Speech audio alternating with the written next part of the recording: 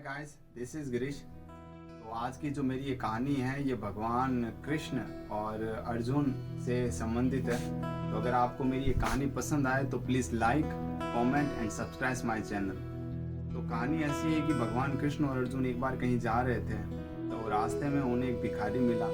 भिखारी की कंडीशन देखकर अर्जुन ने सोचा कि क्यों ना मैं इसकी कुछ हेल्प कर दूँ। तो अर्जुन ने 100 सोने की अशरफियाँ निकाल कर उस गरीब को दे दी। गरीब बड़ा खुश था। गरीब मन में सोच रहा था घर पे जाऊंगा, अपना घर अच्छा बनाऊंगा, है ना, घर में नौकर चाकर रखूंगा, फिर अपने लिए एक बड़ा सा, है ना, मैं महल खरीदूंगा और सारी सुख सुविधाएं की चीज़ें सोचने लगा। अब ये क्या हुआ कि जाते वक्त उसे कोई एक रास्ते में डाकू मिल गया और उसने वो एक चाकू के बल पर उससे वो 100 अशरफियाँ छीन ली। अगले दिन वापस वो उसी जगह खड़ा हुआ था और उसी भिखारी की मुलाकात वापस भगवान कृष्ण और अर्जुन से हुई।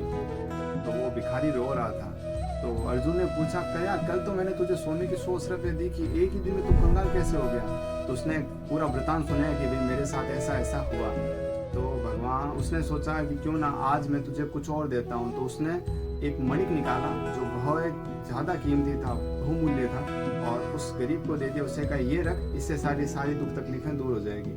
वो मणिक लेकर जब वो अपने घर जा रहा था तो उसके मन में ये आ रहा था कि आज मैं अपने जब इसको बेचकर अपनी बीवी के लिए बहुत सारे गहने खरीदूंगा, अपने बच्चों की सुख सुविधा के लिए बहुत सारी चीज़ें खरीदूंगा, एक बड़ा सा महल बनाऊंगा।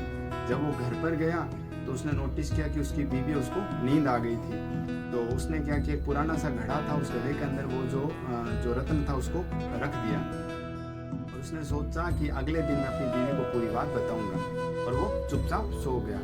जब बीवी सुबह अर्ली मॉर्निंग जल्दी उठी, उसने देखा कि घर पे पानी नहीं था। तो वो पानी लेने के लिए एक मटका लेकर गई, लेकिन वो मटका रास्ते में टूट गया।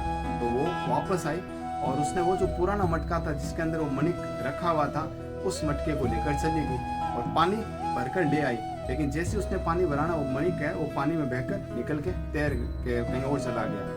घर पर आई, उसने पानी रख दिया। सुबह जब वो गरीब उठा तो उसने वापस पूरी घटना अपनी बीवी को बताई।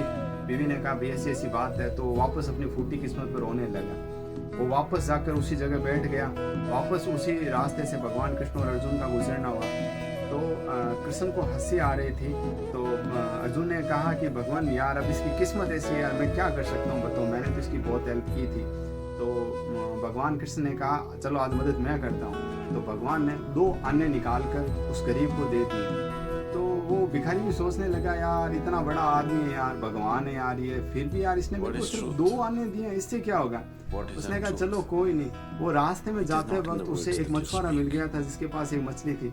उसने सोचा यार अपने ये 2 आने किस काम को, वैसे भी इस 2 आने से अपना क्या बदलाव हो जाएगा।